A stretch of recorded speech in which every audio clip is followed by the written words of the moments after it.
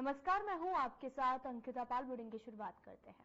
दशहरा पर्व पूरे देश में बड़े ही हर्षोल्लास के साथ मनाया जा रहा है और साथ ही आपको यह भी बताते चलें कि धर्मनगरी हरिद्वार स्थित कनखल के श्री पंचायती महानिर्माणी अखाड़ा में दशनामी सन्यासी संतों ने दशहरा पर्व के मौके पर शस्त्रों की पूजा की है और प्रमुख भैरव प्रकाश और सूर्य प्रकाश नामक भाले की देवता के रूप में विधि विधान से पूजा की गई। इसके साथ ही आज के युग के आधुनिक हथियार और प्राचीन काल के कई प्रकार के हथियारों की पूजा मंत्रोच्चारण के साथ की गई। दशहरे के दिन आदि जगतगुरु शंकराचार्य द्वारा स्थापित दशनामी सन्यासी परंपरा के नागा सन्यासी अखाड़ों में शस्त्र पूजा की परंपरा है।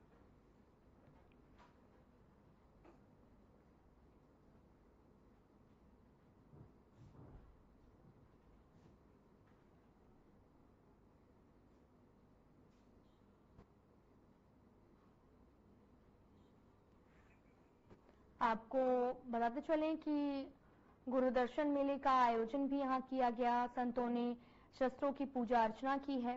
तस्वीरें भी आपके सामने हैं जहां पर सन्यासी अखाड़ों में शस्त्र की पूजा अर्चना यहां पर की गई है। और साथ ही आपको बताते चलें कि लगातार पूरे देश में आपको बताते चले कि दशहरा पर्व को लेकर उत्साह लोगों में देखने को मिल रहा है। और साथ ही आपको तस्वीरें दिखा रहे गुरुदर्शन मेले का है जहां पर पूजा अर्चना की गई है शस्त्रों की।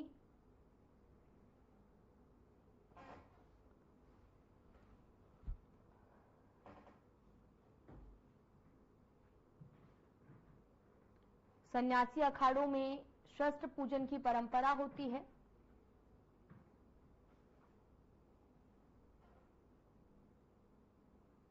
वैदिक परंपरा के अनुसार भारत में एक शस्त्र पूजन का विधान है। भगवान के जब भी अवतरण हुए उन्होंने मनुष्य शरीर धारण किया है, तो ऐसी परिस्थितियां जब भी आई तो भगवान ने स्वयं शस्त्रों को धारण किया है। जैसे भगवान श्री राम का अवतार हुआ तो वह ऋषि विश्वामित्र के द्वारा अनेकों दिव्य अस्त्रों को भगवान को धारण कराया गया। राष्ट्र, धर्म, गो, ब्राह्मण और साधु की रक्षा के लिए शस्त्रों का धारण करना अनिवार्य है। इसी प्रकार से भगवती जगदम्बा ने अपना अवतार लिया तो महिषासुर, शुंभ, निशुंभ आदि अनेकों दैत्यों का उन्होंने वध किया।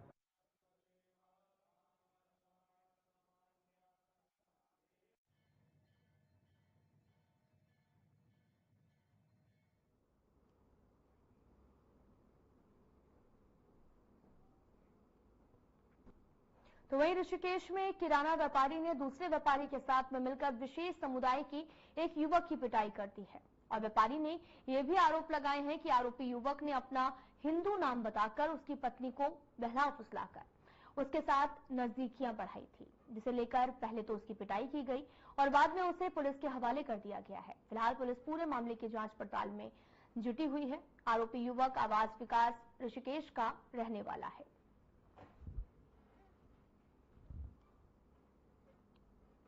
आपको बताते चलें कि हिंदू नाम रखकर काफी ज्यादा नजदीकियां बढ़ाई और उसके बाद व्यापारी ने युवक की जमकर पिटाई की है, जिसका वीडियो भी हम आपको दिखा रहे हैं जो कि ऋषिकेश से है, जहां पर पत्नी को फंसाने का आरोप लगाया है। हिंदू नाम रखकर पहले नजदीकियां बढ़ाई, जिसके बाद युवक की पहचान हो गई और तस्वीरें भी आपको सामने हैं जहां पर आपको बताते चले ये वीडियो भी है जहां पर हिंदू नाम रखकर पहले नजदीकियां बढ़ाई और उसके बाद ये पूरा मामला संज्ञान में आया।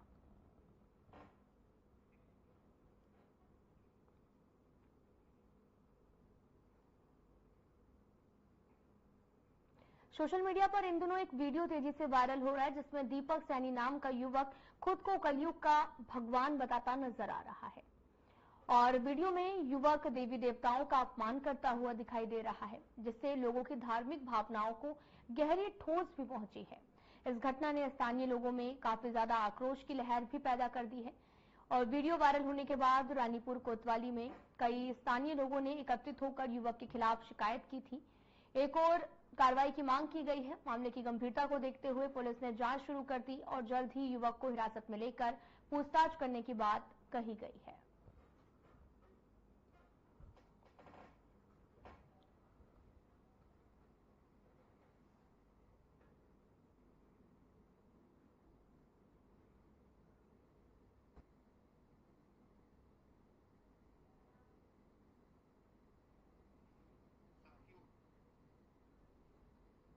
जो राम मंदिर बना ना अयोध्या में, वो हमारी कृपा से बना।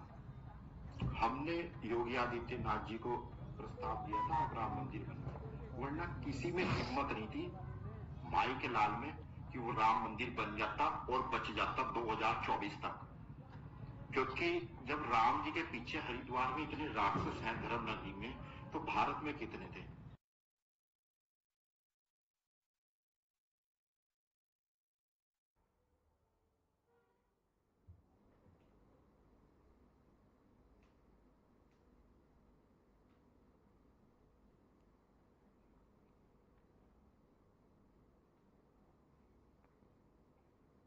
हरिद्वार जिला कारागार से 2 कैदियों के फरार होने की घटना से प्रशासन में हड़कंप मच गया है। फरार कैदियों में पंकज, जो हत्या के मामले में आजीवन कारावास की सजा काट रहा था, राम कुमार, जो विचाराधीन कैदी में शामिल है। और घटना की जानकारी मिलते ही एसएसपी प्रमेत सिंह डोभाल और जिलाधिकारी कामिन सिंह तुरंत जिला कारागार पहुंचे और फरार कैदियों की खोजबीन के लिए जिले भर में नाकाबंदी कर दी है। एसएसपी ने भी जेल अधिकारियों से घटना की पूरी रिपोर्ट तलब की। फरार कैदियों की तलाश के लिए बड़े पैमाने पर अभियान चलाया जा रहा है।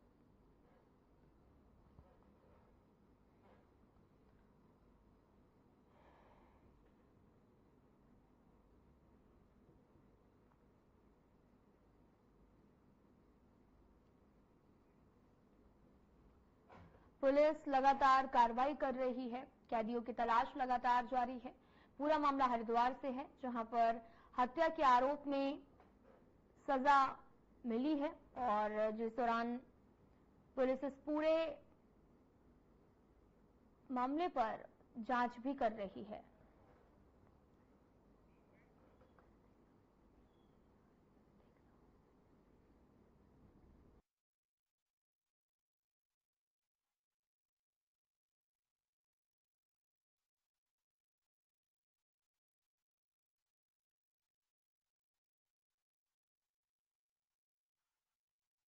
दो बंदी हैं, एक पंकज है जो रूसी का रहने वाला था, हत्या के केस में निर्दोष था, और दूसरा जो था वो एक राम कुमार था जो गोंडा का रहने वाला है और ये अपहरण और फिरौती के मामले में दोषी था।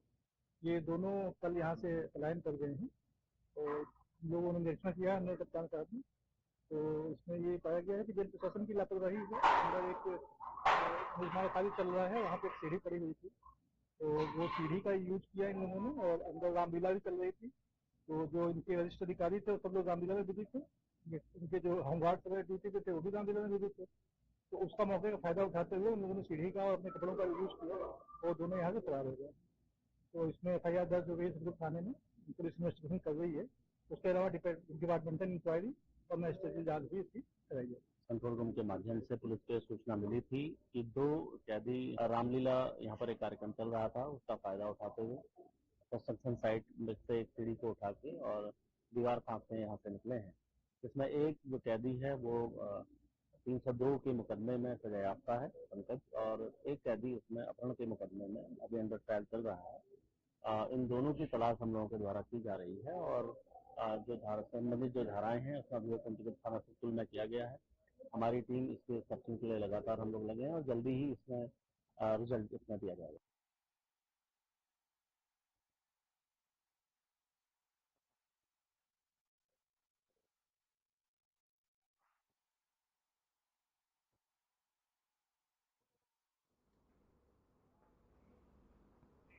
फिलहाल यहाँ रुकते हैं एक छोटे से ब्रेक के लिए।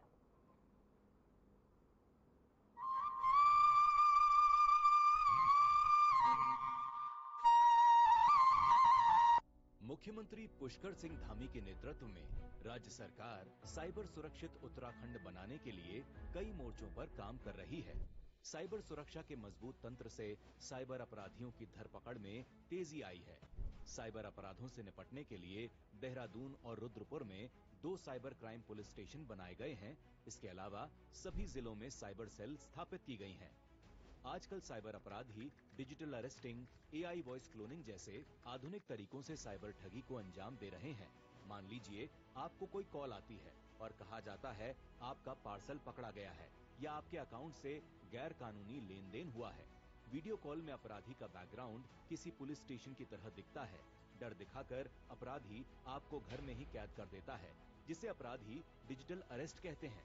याद रखें, कानून में डिजिटल अरेस्ट जैसा कोई शब्द नहीं होता। पुलिस या कोई एजेंसी आपको कॉल पर अरेस्ट की धमकी नहीं देते, लिहाजा डर या धमकी भरी ऐसी बातों पर कभी यकीन न करें। कई बार साइबर अपराधी AI वॉइस क्लोनिंग के जरिए आपके किसी परिचित की मिलती जुलती आवाज में आपसे बात कराते हैं। उसके अरेस्ट होने या फंसे होने की बात करके आपसे पैसे ऐंठ लेते हैं। इसलिए अपराधियों के झांसे में आने से पहले अपने परिचित को खुद कॉल करके पुष्टि जरूर करें। पैसा दोगुना करने, विदेश में नौकरी दिलवाने जैसे लालच में कभी न फंसें। किसी अनजान नंबर से आई वीडियो कॉल को कभी रिसीव न करें। व्हाट्सएप, ईमेल या SMS में आए किसी भी अनजान लिंक को क्लिक न करें। गैर जरूरी ऐप्स डाउनलोड न करें, केवल वेरीफाइड सोर्स से ही ऐप डाउनलोड करें। पासवर्ड, OTP एवं अन्य गोपनीय जानकारियां किसी से साझा न करें। पासवर्ड मजबूत रखें और समय समय पर बदलते रहें। अगर आप साइबर अपराध के शिकार हो जाते हैं तो बिना देरी किए टोल फ्री नंबर 1930 पर शिकायत दर्ज कराएं। साइबर क्राइम पर करें प्रहार, बने जागरूक, रहें होशियार। प्रधानमंत्री नरेंद्र मोदी जी के मार्गदर्शन और मुख्यमंत्री पुष्कर सिंह धामी के कुशल नेतृत्व में उत्तराखंड सरकार महिलाओं के सर्वांगीण विकास और सशक्तिकरण के लिए लगातार कार्य कर रही है। पिछले कुछ वर्षों में सरकार द्वारा लखपति दीदी योजना, सशक्त बहना योजना, महिला स्वयं सहायता समूह सशक्तिकरण योजना जैसी महत्वपूर्ण योजनाएं लागू की गई हैं, जिनके माध्यम से महिलाओं का आर्थिक सशक्तिकरण किया जा रहा है। सशक्तिकरण के इन्हीं प्रयासों में शासन, प्रशासन और निर्णय लेने की प्रक्रिया में भी महिलाओं की भागीदारी को बढ़ाया जा रहा है। जहां एक ओर महिलाओं को सरकारी नौकरियों में 30% का क्षैतिज आरक्षण दिया गया है, वहीं अब सरकार ने कोऑपरेटिव बैंकों और सहकारी समितियों में महिलाओं के लिए 33% आरक्षण देने का निर्णय लिया है। यह निर्णय महिलाओं की राजनीतिक और सामाजिक भागीदारी को बढ़ावा देने के साथ साथ सहकारी आंदोलन में सबका साथ, सबका विकास के मंत्र को और मजबूती देगा। सरकार के इस ऐतिहासिक निर्णय से अब महिलाओं के लिए न्याय पंचायत स्तर पर सरकारी समितियों और जिला सहकारी बैंकों में भी महत्वपूर्ण पदों पर सुनिश्चित भागीदारी का रास्ता खुल गया है। इस निर्णय से सहकारिता विभाग द्वारा चलाई जा रही सभी योजनाओं का लाभ समाज की आधी आबादी तक और प्रभावी तरीके से पहुंचेगा। लैंगिक समानता और महिला सशक्तिकरण की दिशा में सरकार के ये प्रयास न सिर्फ महिलाओं को आर्थिक रूप से सशक्त बनाएंगे, बल्कि उनकी सामाजिक स्थिति को भी सुदृढ़ करेंगे। संकल्प से सिद्धि की ओर, सहकारिता से समृद्धि की ओर।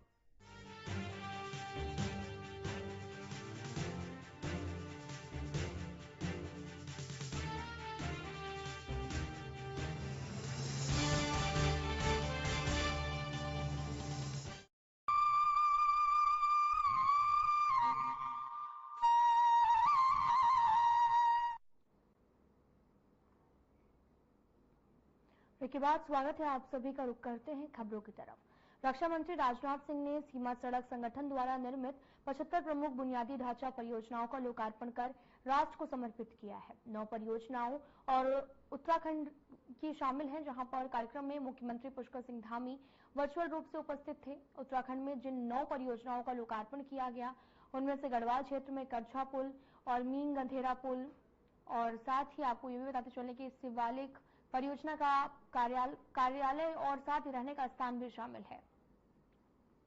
उत्तराखंड की 9 परियोजनाओं का लोकार्पण करने सीएम पुष्कर सिंह धामी ने रक्षा मंत्री राजनाथ सिंह का आभार व्यक्त किया है।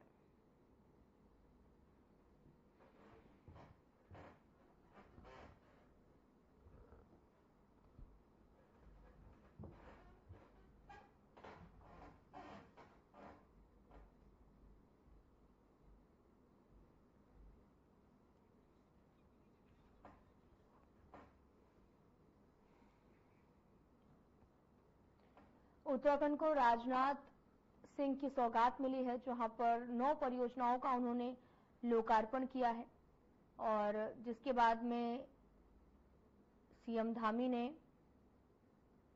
आभार जताया है और जिस दौरान कई परियोजनाएं मिली हैं।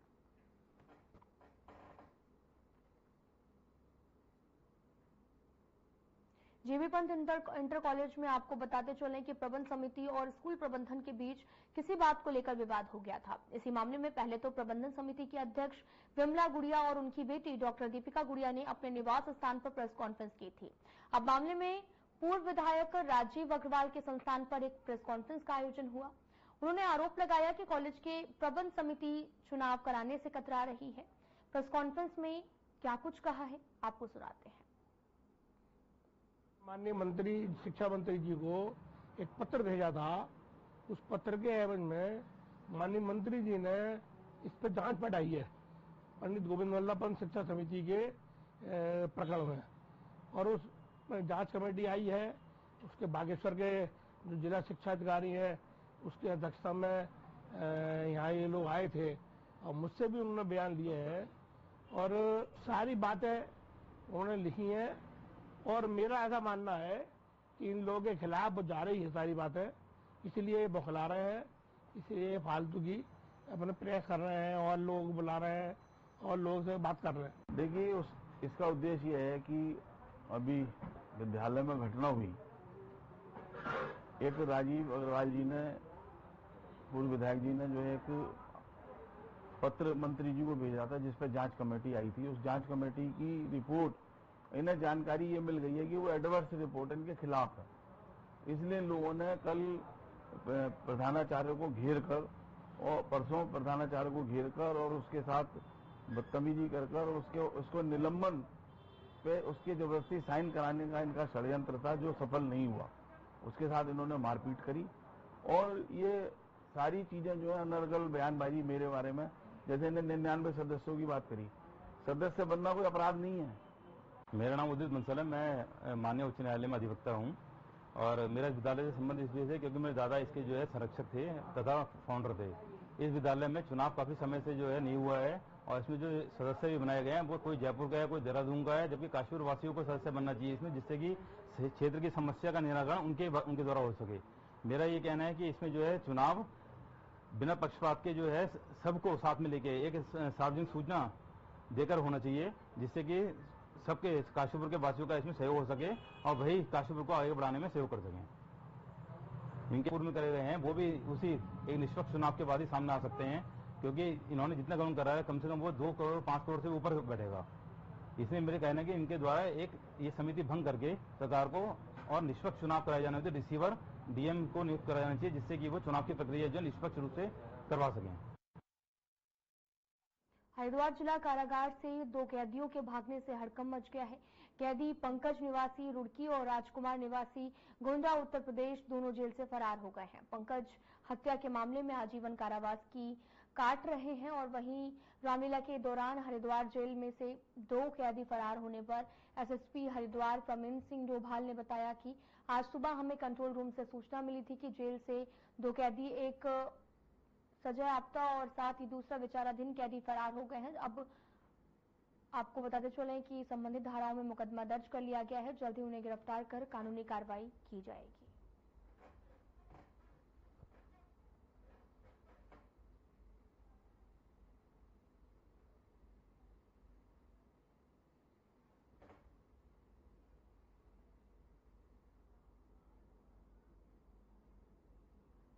दोस्त बंदी हैं। एक पंकज है जो रूसी का रहने वाला था, हत्या के केस में दोस्त था, और दूसरा जो था वो एक राम कुमार था जो गोंडा का रहने वाला है और ये अपहरण और फिरौती के मामले में दोस्त जो था। ये दोनों कल यहाँ से पलायन कर गए हैं और लोगों ने निरीक्षण किया हमने कप्तान साहब ने, तो इसमें ये पाया गया है कि जेल प्रशासन की लापरवाही है। अंदर एक निर्माण कार्य चल रहा है, वहाँ पे एक सीढ़ी पड़ी हुई थी, तो वो सीढ़ी का यूज किया इन लोगों ने, और अंदर रामलीला भी चल रही थी, तो जो इनके वरिष्ठ अधिकारी थे सब लोग रामलीला में बिजी थे, उनके जो होमगार्ड वगैरह ड्यूटी पे थे वो भी रामलीला में बिजी थे, तो उसका मौके का फायदा उठाते हुए उन लोगों ने सीढ़ी का और अपने कपड़ों का यूज किया और दोनों यहाँ से फरार हो गए। तो इसमें FIR दर्ज हो गई सदगुरु थाने में, पुलिस इन्वेस्टिगेशन कर रही है। उसके अलावा डिपार्टमेंटल इंक्वायरी और मजिस्ट्रेटरी जांच भी इसकी कराई है। कंट्रोल रूम के माध्यम से पुलिस को सूचना मिली थी कि 2 कैदी रामलीला यहाँ पर एक कार्यक्रम चल रहा था, उसका फायदा उठाते हुए कंस्ट्रक्शन साइट में से एक सीढ़ी को उठा के और दीवार फांकते यहाँ से निकले हैं। इसमें एक जो कैदी है वो 302 के मुकदमे में सजायाफ्ता है पंकज, और एक कैदी उसमें अपहरण के मुकदमे में अभी अंडर ट्रायल चल रहा है। इन दोनों की तलाश हम लोगों के द्वारा की जा रही है, और जो संबंधित जो धाराएं हैं उसका अभियोग पंजीकृत थाना सुकुल में किया गया है। हमारी टीम इसके सर्चिंग के लिए लगातार हम लोग लगे हैं, और जल्दी ही इसमें रिजल्ट इसमें दिया जाएगा।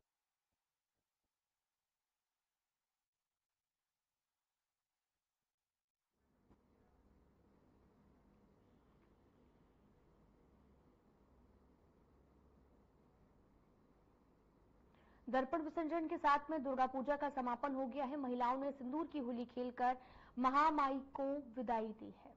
महिलाओं ने माता को सिंदूर चढ़ाकर एक दूसरे के ऊपर उसी सिंदूर से होली खेली है। मुख्य पुरोहित ने मंदिर के सभी श्रद्धालुओं के साथ मंदिर की 7 बार परिक्रमा कर वैदिक मंत्रोच्चारण के साथ दशमी विगत पूजा संपन्न की। बंगला परिधानों में सज धज कर महिलाएं जमकर सिंदूर की होली खेलती नजर आई।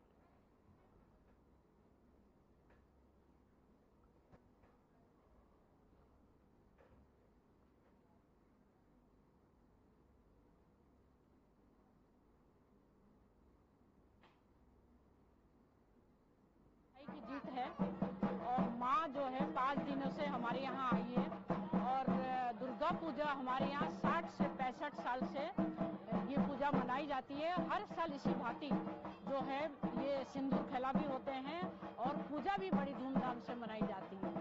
आज का जो ये विजय दशमी है, जो सिंदूर खेला है, ये सुहागिन औरतें जो है ये एक दूसरे को सिंदूर पहले माँ को सिंदूर लगाती है, और माँ आज विदाई होती है तो शाखा सिंदूर साड़ी देके मिठाई देके माँ को विदा करते हैं। माँ आज जा रही है अपने ससुराल, तो आज हम सब लोग मिलके सिंदूर शाखा सिंदूर साड़ी देके माँ को विदाई करने के बाद सभी महिलाएं माँ से आशीर्वाद लेती है सिंदूर लगा के। आज का जो ये पर्व है ये बुराई पर अच्छाई की जीत के लिए मनाया जाता है, और इसी प्रकार हम ये मानते हैं कि माँ दुर्गा ने असुर का विनाश करके बुराई पर अच्छाई की जीत वो लाई थी, और वो शक्ति का प्रतीक है। और इसी तरीके से हम गत 5 दिनों से हम माँ दुर्गा की पूजा और आराधना कर रहे हैं। कल हमने महानवमी का पर्व रखा था, जिसमें हमारा हवन और यज्ञ हुआ था। आज विजयदशमी का पर्व है, और इसमें माँ की विदाई करने के बाद हम सभी महिलाएं सिंदूर की होली खेलते हैं, जो हमारे सुहागिनों का प्रतीक है। सिंदूर की होली खेलना हम लोगों के लिए बहुत ही आनंद और उत्साहपूर्वक है, और ये हमारे लिए बहुत गर्व की बात है। और हम ये इसलिए करते हैं ताकि हमारे जो सुहाग है, जो हमारे पति हैं, उनकी उम्र लंबी रहे, साथ ही साथ समस्त देशवासी जो है वो खुशी खुशी माँ को विदाई कर सके। इसलिए आज हम विजयदशमी के पर्व पर फिर से एक बार सभी क्षेत्रवासियों को हार्दिक शुभकामनाएं देते हैं। माँ दुर्गा से कामना करती हूँ कि माँ दुर्गा सभी हमारे जो मातृशक्ति है उनको ये जो सिंदूर खेला जाता है विजयदशमी के दिन, अपने अपने पति के दीर्घ आयु के लिए ये विजयदशमी का सिंदूर खेला जाता है। उसमें हम अपने माँ से प्रार्थना करते हैं कि हे माँ सभी का स्वस्थ रहे, और हमारे पूरा जीवन ऐसे सुंदरमय जाए, और जीवन में जो अपने पति के लिए जो कामना करते हैं इसी विजयदशमी के दिन इस सिंदूर के माध्यम से जनाए जाते हैं। और हम पूरे दिनेशपुर वासियों को विजयदशमी की शुभकामना देती हूँ।